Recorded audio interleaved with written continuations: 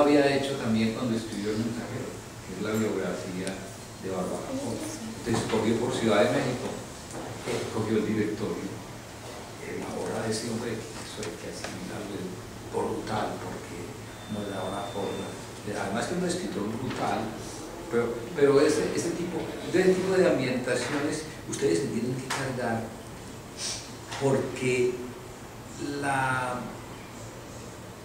fíjate, digamos en términos de orden, cuando yo leo a la Manuela, el libro del siglo XIX, la novela, yo ese autor, yo lo produzco, entonces ya voy cargado para la escritura, ya me voy, porque yo para escribir tengo que tener muchos autores encima, como que para enseñar tengo que tener muchos maestros, sino para formar, listo.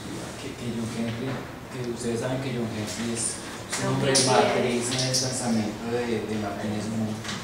John Henry, él me decía que él para escribir tiene que leer a Borges, no sé si a Borges, pero para mí siempre me quedó esa idea de que él para escribir, porque él escribe con Martínez y demás, y tiene una escritura maravillosa.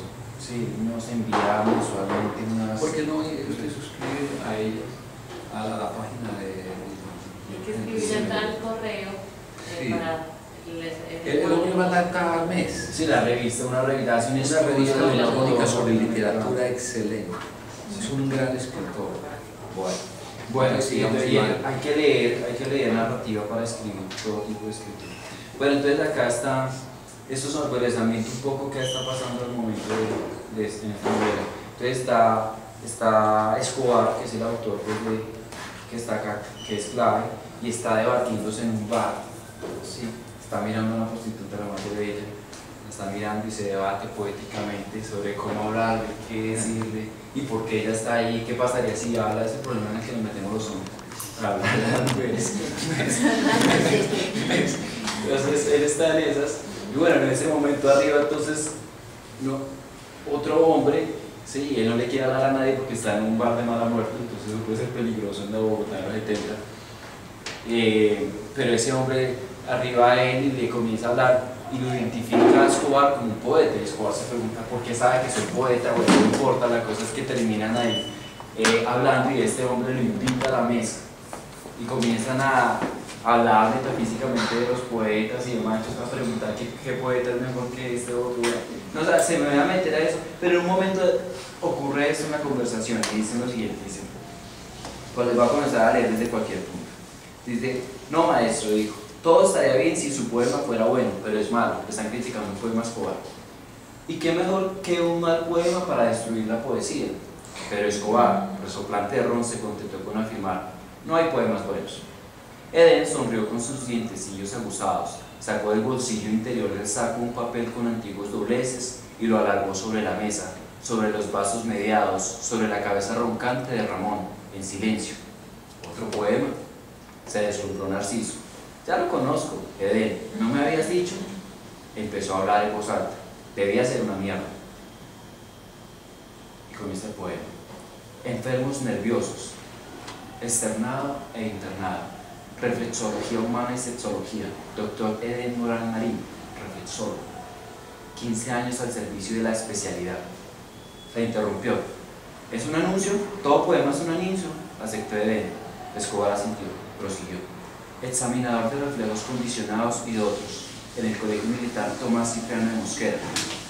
No parece un poema tuyo, protestó Narciso. Me gusta más ese de si un ángel me apretara contra su corazón. No interrumpas a Ignacio, interrumpió rápidamente Edén. Escobar siguió leyendo. Síntomas que más eficientemente obedecen a la terapia de reflexología biofísica: timidez, complejos, estados de ansiedad, sensaciones angustiosas de muerte, locura y desfallecimientos, temores de crítica, enemigos y persecución, traumas de la pubertad, insuficiencias glandulares, inestabilidades emocionales como tristeza, llanto y desesperación suicida. Narciso interrumpió sollozos. Así es, repetía, mientras Edén lo reconfortaba con palmaditas y cuchicheos. Estados obsesivos y pasionales angustiosos, sensaciones orgánicas, de agotamiento cerebral, fatiga, mareos e insomnio pertinaz. reflejos incontrolables de rubor, sudor, temblor, palpitaciones y todas las psiconeurosis sexuales. ¿Cómo? Narciso alzó su rostro bañado en llanto. Era visiblemente un muchacho muy sensible. A lo mejor Federico era así. Todas las psiconeurosis sexuales, repitió Escobar en tono neutro. No, desde antes, ¿cómo era? Reflejos incontrolables de rubor. Eso. Narciso miró a Edén entre sus lágrimas, casi con rencor. ¿Y tú no me habías dicho? Escobar estaba desconcertado. Creía que cosas así solo se habían sucedido en otros sitios, en Alemania, cuando recitaba Hölderlin. El bar le daba lentas vueltas en torno a la cabeza. ¿Cómo se pronuncia exacto? ¿El qué? Hölderlin. ¿Cómo se pronuncia? Tengo que ver cómo se escribe. Con la diéresis arriba de la Hölderlin. Hölderlin. La O suena, se pone la boca como E, pero es O sea, como se hace E, pero hace el sonido Hölderlin. Bueno, ya les voy a terminar ahí. El bar le daba vueltas en torno a la cabeza. Escobar estaba borracho. La insulta cabeza de Ramón sobre la mesa, con la mejilla en un charco de ron. La silla de repente vacía de Rubén. ¿A dónde se había ido? Y en el fondo un fragor de sillas arrastradas, de boleros, de risotadas de borracho. Siguió. Reflejos incontrolables de rubor, sudor, temblor, palpitaciones y todas las psiconeurosis sexuales. Hubo un largo silencio entre los tres. Narciso sollozaba. Con un esfuerzo, Escobar se sobrepuso a la involuntaria admiración que poco a poco lo había ido ganando. Pero es un anuncio, insistió. Era un anuncio, corrigió de él. Ahora es un poema. Y señaló con un fruncimiento de la boca la postración elocuente de Narciso. Escobar asintió gravemente. Es más, prosiguió de él, exaltándose, es un poema total. Todo está ahí. Todos los temas eternos del alma humana. Desde lo más subjetivo, mi propio nombre, el moral marino, hasta lo más impersonal y colectivo, todas las psiconeurosis. Desde la vastedad cósmica, temores de crítica, hasta la minucia intimista, internado y externado. Y todas las pasiones oscuras que mueven a los hombres, la locura, la tristeza, el insomnio pertinaz. No falta ni siquiera el hilo de Ariana de la temporalidad, 15 años al servicio de la especialidad. Edén golpeó la mesa entre los vasos con la punta redondeada del índice. La cabeza de Ramón dio unos saltitos. Este es un poema. Este poema es un compendio del universo. Yo no entendí el poema, pero a mí me gusta el diálogo que tiene un poema. Son los poetas hablando del poema que compendia el universo.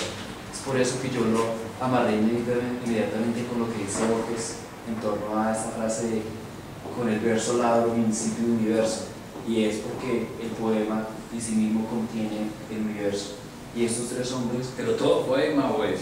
este poema según ellos, son tres hombres que hablan, que conocen del mundo, y me tomé la libertad de leerles cómo recitaban el poema y el diálogo alrededor del poema, y este efecto narrativo pues de contar cómo lloran esos hombres por ese poema, que para mí no lo entendí, pero que cuando ellos dicen sintetiza el universo, que cuando dicen sintetiza la historia humana, cuando dicen sintetiza la subjetividad, lo personal y lo exterior, y hablan de los estados, por ejemplo, de la tristeza, de las neurosis.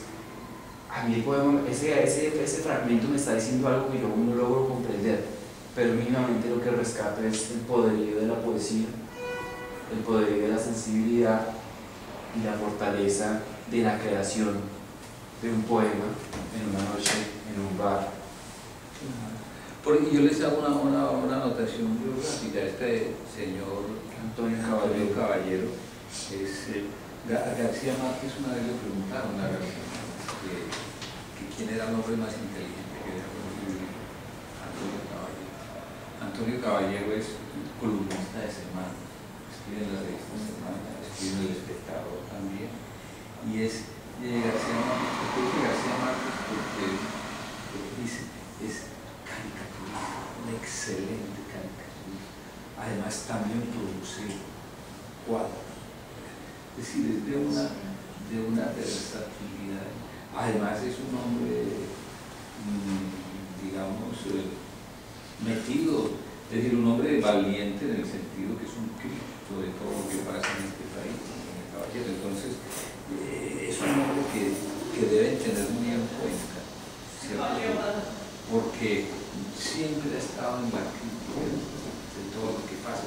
Tiene, por ejemplo, tiene la virtud es un gran defensor de la corrida de toros. Es un gran defensor de las corridas.